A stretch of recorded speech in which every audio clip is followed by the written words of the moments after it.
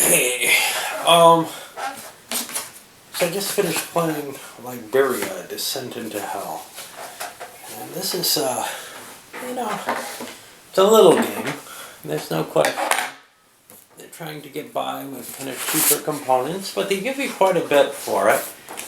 The map is kind of hideous, but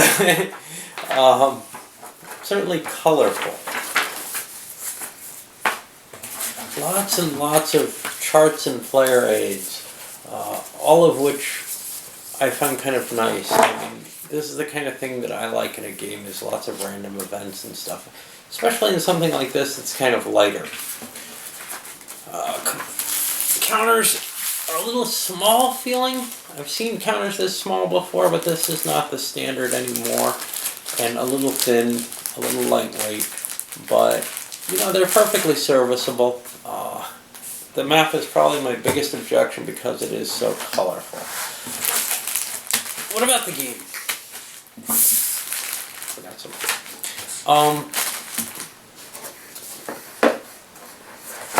I didn't get to play through very much of it. I mean, it was over pretty quickly. I'll tell you one thing, I'm not in the mood to play it again right away to see if I can get a different view of the game. This is, I mean, war is a terrible thing, right? But this is a war that really offends one's Western sensibilities about how a war should or shouldn't be fought. And that makes it less, enjoyable, I think, to most people who are going to be approaching it. It's an interesting situation, but the game's focus on these weird things, and cannibalism and, just all historical, but all treated as a very chromy type nature, makes it less it doesn't really feel like there's a terrible lot of strategy in it when it comes down to it, I guess is what comes down. But what I was trying to say there is this mood in the game, this flavor in the game, that is absolutely fitting to the Western view of this war, I think. But it's as though the game's been designed for shock value. Whereas we don't, look at the fact that, really honestly, every war, more or less, except for some particularly interesting periods like the Condottieri in Italy, but nearly every war is really a horrible, horrible thing.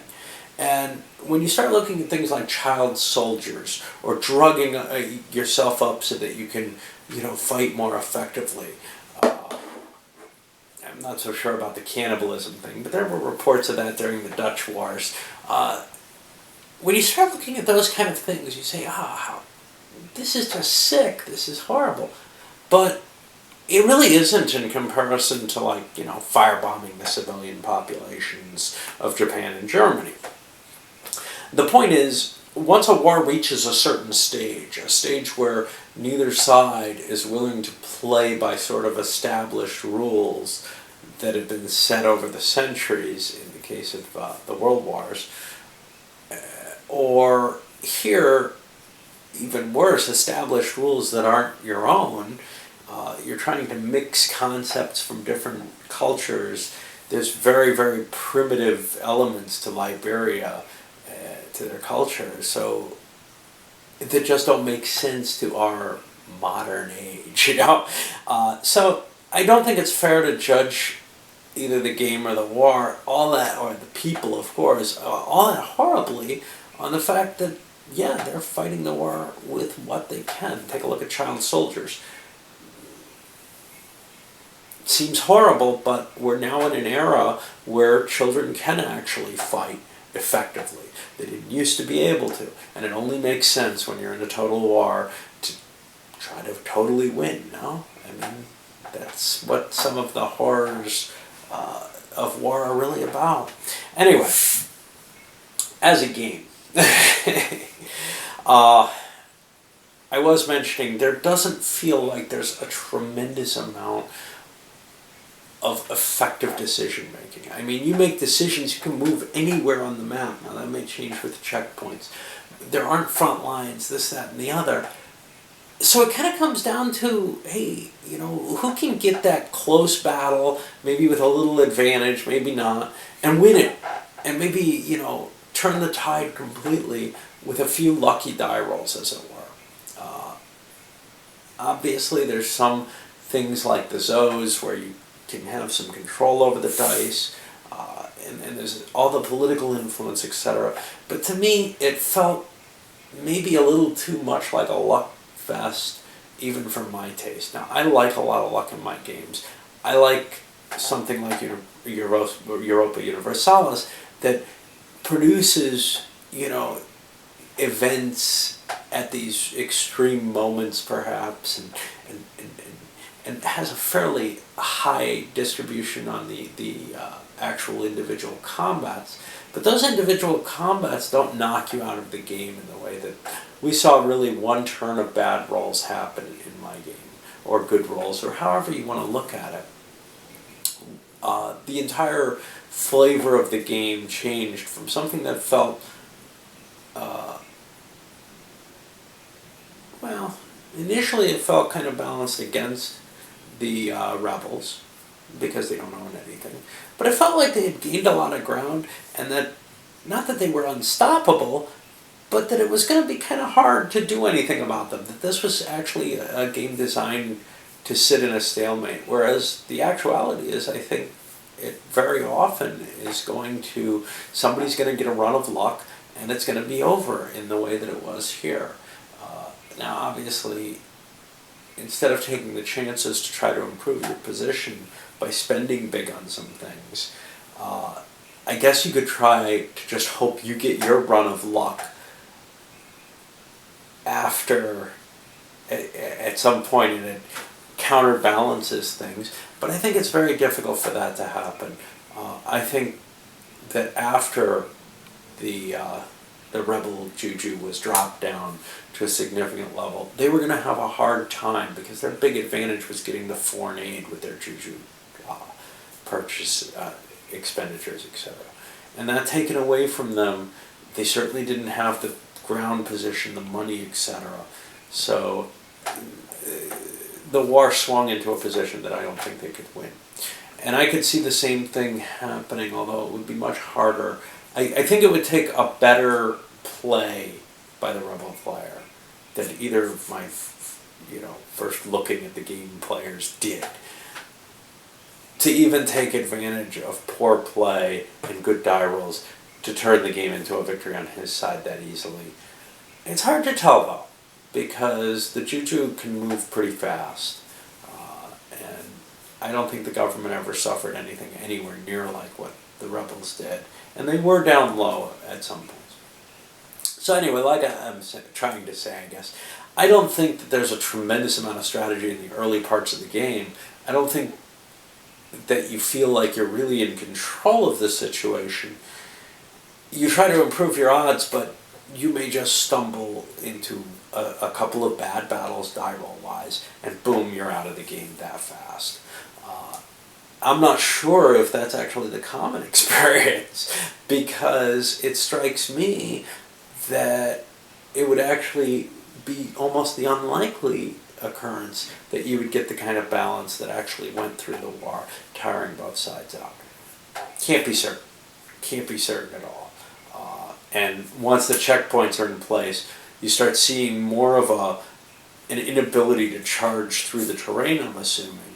So you might start seeing things that look more like front lines. You might be able to not just say, where can I target and get some quick juju? Or more importantly, knock the other guy down enough that he's in real trouble. Anyway, I'm kind of glad I have it, because it's such an odd topic. It's, there aren't a lot of games on situations like this at all. I don't know of anything else on Liberia, on their civil war. And I certainly wouldn't want to see a normal war game on it. I think it's, very exciting to have made this type of move into the game.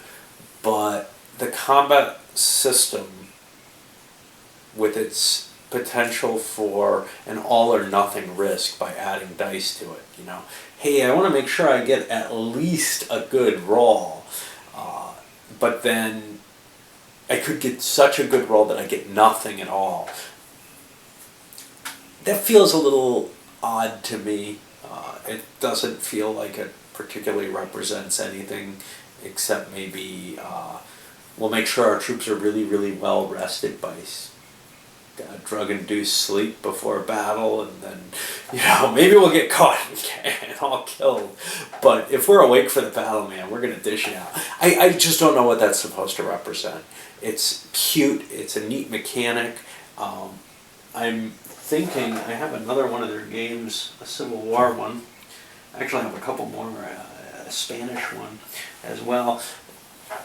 I have this fear they're all going to use this same system, and it's an interesting system for combat, but more in the, that's a clever thing to have done than, yeah, man, that really gives you reasonable results, because it relies on too much on player psychology to do things that'll cause reasonable results. It's too possible for somebody to gamble and actually, be completely ineffective. And I just don't buy that in every war. Maybe in this one, but, and I just don't know enough about it. But if I open up that Civil War game and I see this same system for combat, I'm going to feel a little bit like, I just won't trust it that much. Of course, maybe those all or nothing attacks should almost never happen, but I still don't get what they're supposed to represent. Anyway, this is the kind of thing that,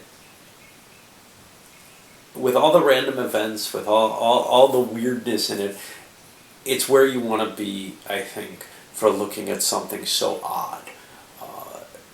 And for that at least, it's kind of cool to have something like this, to be able to see it and play around with it.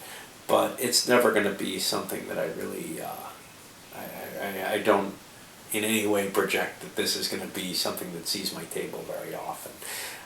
Between the components and kind of the hassle of picking out the different armies, that's really hard, where you got to pick out the different troops and match them all up, and there are only some for some factions, etc.